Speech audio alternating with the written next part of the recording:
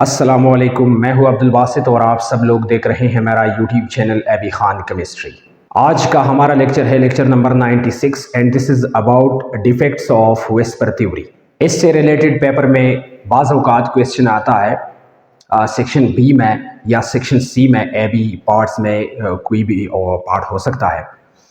और इससे रिलेटेड ऐसा क्वेश्चन आता है कि right the shortcomings of VSEPR theory or write the defects of whisper theory or write the drawbacks of whisper theory or write a detailed note on limitations of whisper theory। In drawbacks में से first one है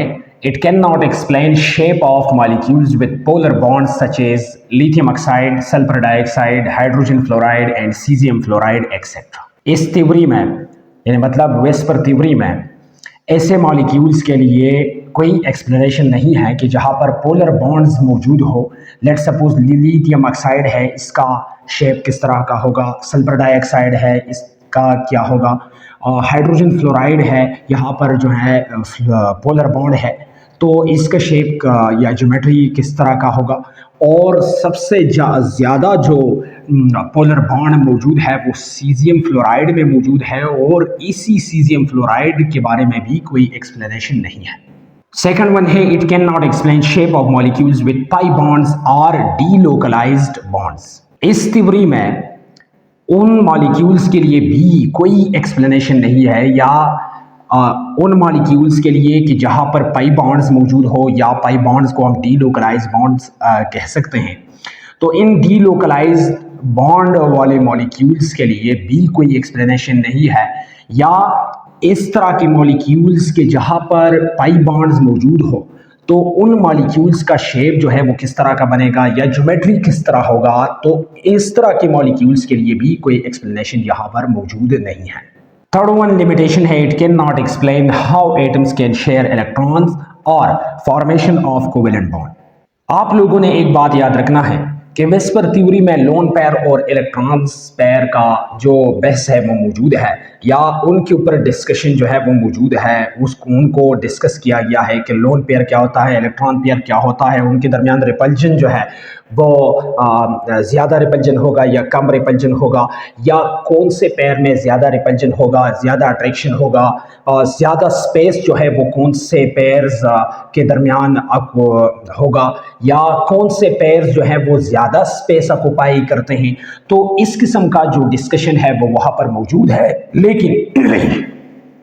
ये हिरगिज़ मौजूद नहीं है कि electrons जो है ये किस तरह शेयर होते हैं या असल में फॉर्मेशन ऑफ कोवेलेंट बॉन्ड जो है इसके मुतालिक कोई एक्सप्लेनेशन नहीं है या कोई डिस्कशन नहीं है कि कोवेलेंट बॉन्ड जो है ये असल में बनेगा किस तरह। तो इसके बारे में कोई क्लू नहीं है, कोई पॉइंट नहीं है, कोई डिस्कशन नहीं है। फोर्थ वन है it can not explain the magnetic behaviour of molecules. Magnetic behaviour के बेसिस पे मॉलिक्यूल जो है वो डिफरेंट किस्म के होते हैं। डायमैग्नेटिक मॉलिक्यूल्स होते हैं, पैरामैग्नेटिक मॉलिक्यूल्स होते हैं, फेरोमैग्नेटिक मॉलिक्यूल्स होते हैं, फेर्रोमैग्नेटिक मॉलिक्यूल्स होते हैं, एंटी पैरामैग्नेटिक मॉलिक्यूल्स होते हैं। तो इस थ्योरी में यानी मतलब वेस्पर थ्योरी के एप्लीकेशंस में से या इनके एजम्पशंस में से कोई एक्सप्लेनेशन नहीं है कि कौन सा मॉलिक्यूल जो है वो किस किस्म का मैग्नेटिक बिहेवियर रखेगा या कौन से मॉलिक्यूल्स जो है वो मैग्नेटिक होंगे या कौन से मॉलिक्यूल्स डायमैग्नेटिक होंगे, कौन से मॉलिक्यूल्स पैरामैग्नेटिक होंगे, कौन से मॉलिक्यूल्स जो है वो फेरोमैग्नेटिक होंगे, फेरोमैग्नेटिक होंगे। तो मैग्नेटिक बिहेवियर पे कोई एक्सप्लेनेशन नहीं है या इस किस्म का जो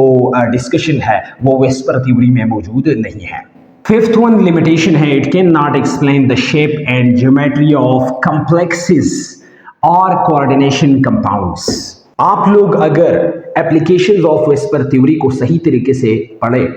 तो वहाँ पर मॉलिक्यूल्स का जो शेप है वो एक्सप्लेन किया गया है। मिसाल के तौर पर टेट्राहेड्रल ज्योमेट्री ऑफ मीथेन को एक्सप्लेन किया है, distorted tetrahedral geometry of water, distorted tetrahedral geometry of ammonia, उनको एक्सप्लेन किया गया है। लेकिन उन एप्लीकेशंस में से कम्प्लेक्सेस के बारे में या कोऑर्डिनेशन कंपाउंड्स के बारे में कोई एक्सप्लेनेशन मौजूद नहीं है कि कम्प्लेक्सेस का जो शेप है या ज्योमेट्री है कि जहाँ पर मेटल और लीगेंड्स के दरमियान इंटरेक्शन होता है और उन मेटल और लीगेंड्स में एक ख़ास किस्म का ज्योमेट्री या शेप जो है वो बनता है,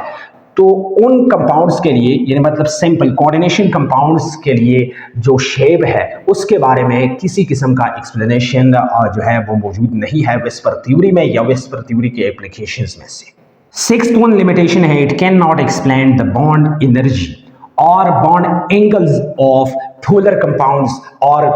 bond angle and bond energy of complexes और कोऑर्डिनेशन कंपाउंड्स। विस्पर थ्योरी में बॉन्ड एंगल के बारे में थोड़ा सा जो एक्सप्लेनेशन है या डिस्कशन है या थोड़े से मॉलिक्यूल्स को वहाँ पर उठाए गए हैं और उनके शेप्स को या उनके दरमियान जो बॉन्ड एंगल बनता है वो एक्सप्लेन किया है, लेकिन ज़्यादातर मॉलिक्यूल्स का जो बॉन्ड एनर्जी है वो क्या होगा और बॉन्ड एनर्जी हम किस तरीके से फाइंड आउट करेंगे, किस तरीके से कैलकुलेट करेंगे, या फैक्टर्स अफेक्टिंग बॉन्ड एनर्जी, ये कौन कौन से फैक्टर्स ऐसे हैं कि जहाँ पर बॉन्ड एनर्जी उन फैक्टर्स की वजह से इफेक्ट हो सकता है। तो इस किस्म की एक्सप्लेनेशन जो है या पॉइंट्स वहाँ पर मौजूद नहीं है। तो सिंपल ये है कि पोलर कंपाउंड्स वो कंपाउंड्स के जहाँ पर पाई बॉन्ड्स या पाई डीलोकलाइज्ड बॉन्ड मौजूद हो या फॉर्मेशन ऑफ कोवेलेंट बॉन्ड, और इसी के साथ साथ magnetic behaviour of molecules, complexes के ज्योमेट्री या शेप के बारे में, और इसी के साथ साथ बॉन्ड एनर्जी के बारे में किसी किस्म का एक्सप्लेनेशन या डिस्कशन विस्पर थ्योरी में कि विस्पर थ्योरी के एजम्पशंस में से या विस्पर थ्योरी के एप्लीकेशंस में से मौजूद नहीं है। तो ये है असल में ड्रॉबैक्स या लिमिटेशंस या जिसे हम कहते हैं डिफेक्ट्स, और ये कुछ ऐसे पॉइंट्स हैं कि जिनको डिस्कस करना लाजमी है कि एक मॉलिक्यूल का मतलब मैग्नेटिक बिहेवियर क्या होगा, और यहाँ पर अगर बॉन्ड बनता है तो बॉन्ड दोनों एटम्स में किस तरीके से बनेगा, या कौन से ऐसे अनासिर है कि जिनकी वजह से कोवेलेंट बॉन्ड का फॉर्मेशन होता है, और इसी के साथ साथ